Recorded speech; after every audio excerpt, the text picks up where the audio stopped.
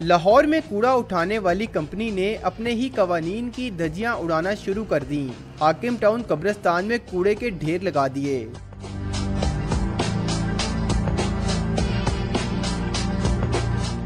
ज़राए के मुताबिक कंपनी ने महकमा माहौलियात समेत किसी और मुतलका महकमे से NOC नहीं लिया।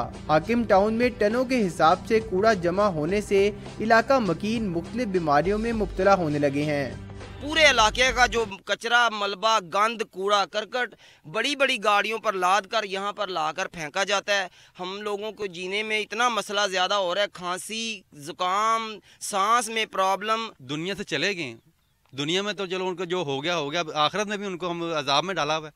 गंदगी है, और इसके अलावा यहाँ पर लोग आगे सपारा पढ़ते हैं, गंदगी में आगे पढ़ते हैं, ये गुनाह ही है और क्या है। आप देख रहे हैं ये कब्रिस्तान है कि यहाँ से सारा कचरा उठ के कब्रों के ऊपर जाता है और बहुत मुश्किलातें आती हैं। यहाँ पे पढ़ने के लिए आते हैं, हम सपारा पढ़ने के लिए आते हैं, तो सब कचरा वगैरह जब हवा चलती है सारा सपारों के ऊपर आता है। हाकिम टाउन के अलावा लाहौर की चंद कोऑपरेटिव सोसाइटीज में कब्रिस्तानों और इनके अतराफ कूड़ा फेंकने का सिलसिला भी जारी है। शहरियों ने मुतलका महकमों से अपील की है कि आबादी के करीब से कूड़ा जल्द उठाया जाए ताकि वो सुख का सांस ले सकें। कैमरामैन आरिफ रहमत के साथ मोहम्मद तैमूर, डॉन न्यूज़, लाहौर।